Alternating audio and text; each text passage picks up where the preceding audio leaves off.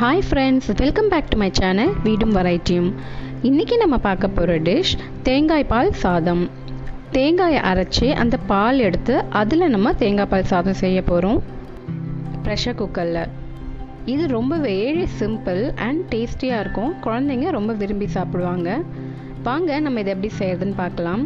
அதுக்கு முன்னாடி நம்ம சேனலை சப்ஸ்கிரைப் பண்ணாதவங்க மறக்காமல் சப்ஸ்கிரைப் பண்ணிக்கோங்க.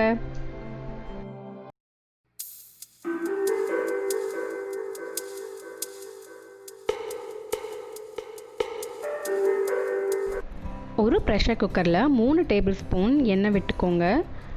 அதில் நம்ம தாளிப்புக்கு கொஞ்சமாக சோம்பு, பட்டை, லவங்கம், ஏலக்காய், ஒரு பிரிஞ்சி இலை போட்டுக்கலாம். இதெல்லாம் நல்லா பொரிஞ்சு வந்ததுக்கப்புறம் 2 பெரிய சைஸ் வெங்காயம் நான் கட் பண்ணி வச்சுருக்கேன், அதை இதில் சேர்த்துக்கலாம். இதுக்கு வெங்காயம் கூட இருக்கணும் ஃப்ரெண்ட்ஸ்.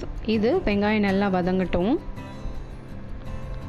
உங்கள் காரத்துக்கு தேவையான பச்சை மிளகா, காரத்துக்கு நம்ம பச்சை மிளகா மட்டும்தான் போடுறோம், அதனால் காரம் அதுக்கு தேவையான அளவுக்கு போட்டுக்கோங்க. கொஞ்சமாக கேஷ்யூ நட்ஸ் இதில் ஆட் பண்ணிக்கலாம். இது நல்லா வதங்கட்டும்.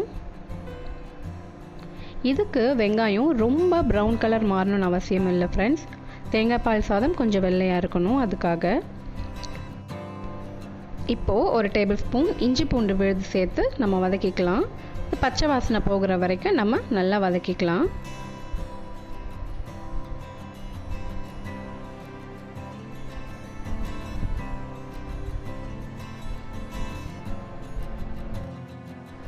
இது நல்லா வதங்கினதுக்கப்புறம் நம்ம கொத்தமல்லி, புதினா இதில் சேர்த்துக்கலாம்.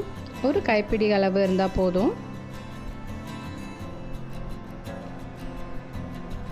இப்போ இது நல்லா வதக்கிக்கலாம். நம்ம கொத்தமல்லி, புதினா தெரியாத அளவுக்கு நல்லா வதக்கிக்கோங்க.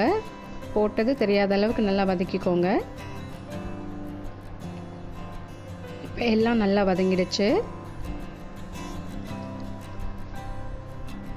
இப்போ நான் தேங்காய் மிக்சியில் போட்டு அரைச்சி தண்ணி விட்டு அது பால் எடுத்து வச்சுருக்கேன். இது நம்ம தண்ணிக்கு பதிலாக தேங்காய் பால் தான் ஊற்ற போகிறோம். 1 டம்ளர் பாஸ்மதி அரிசிக்கு 1.5 டம்ளர் தேங்காய் பால் நம்ம ஊற்றிக்கலாம். அரிசி நல்லா கழுவி ஒரு 30 நிமிஷம் ஊற வச்சிடுங்க.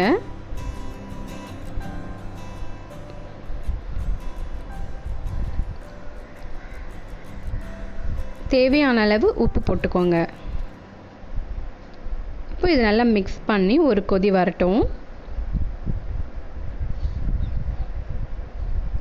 இப்போது நல்லா கொதிக்குது பார்த்தீங்களா? இந்த நேரத்தில் நம்ம அரிசி இதுக்குள்ளே சேர்த்துடலாம்.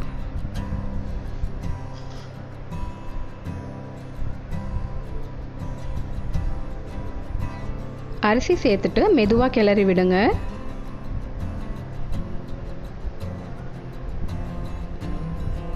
இப்போ இது ஒரு கொதி வந்ததுக்கப்புறம் நம்ம குக்கர் மூடிக்கலாம்.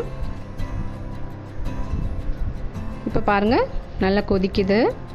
இப்போ ஒரு தடவை நல்லா மெதுவாக கிளறி விட்டுட்டு உப்பு பார்த்துட்டு நீங்கள் தேவைன்னா கொஞ்சம் போட்டுக்கோங்க.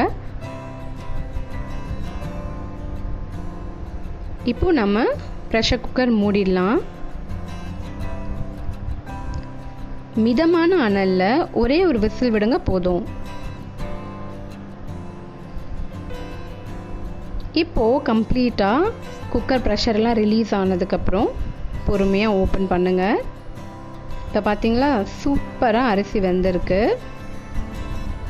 இப்போது பொறுமையாக நம்ம ஒரு கரண்டி வச்சு அதை கிளறி விடலாம். ரொம்ப பொறுமையாக கிளறுங்க, இல்லைன்னா அரிசி உடைஞ்சிடும்.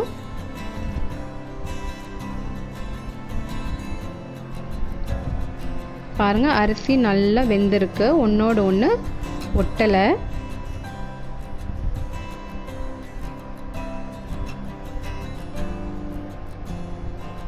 பார்த்தீங்களா, சூப்பராக வந்திருக்கு. இப்போ இதை நீங்கள் அழகாக சர்வ் பண்ணலாம் ஃப்ரெண்ட்ஸ். ஸ்கூல்ஸ் ஓப்பன் பண்ணதுக்கப்புறம் குழந்தைங்களுக்கு நீங்கள் இது லஞ்ச் பாக்ஸ் ரெசிபியாக கூட கொடுக்கலாம். ரொம்பவே சூப்பராக டேஸ்டியாக இருக்கும் ஃப்ரெண்ட்ஸ். கண்டிப்பாக நீங்கள் இதை ட்ரை பண்ணுங்கள். இதுக்கு நான் எக்கு கிரேவி பண்ணியிருக்கேன் ஃப்ரெண்ட்ஸ். அது இது கூட வச்சு சாப்பிட்டிங்கன்னா பக்காவாக இருக்கும். எக் மசாலா கிரேவி என் ஸ்க்ரீனில் இருக்குது, வீடியோவோட என் ஸ்க்ரீனில் பாருங்கள். உங்களுக்கு இந்த வீடியோ பிடிச்சிருந்தா லைக் பண்ணுங்கள், உங்களோட ஃப்ரெண்ட்ஸ் அண்ட் ஃபேமிலிக்கு ஷேர் பண்ணுங்கள். மறக்காமல் நம்ம சேனலை சப்ஸ்கிரைப் பண்ணுங்கள். Take care, bye.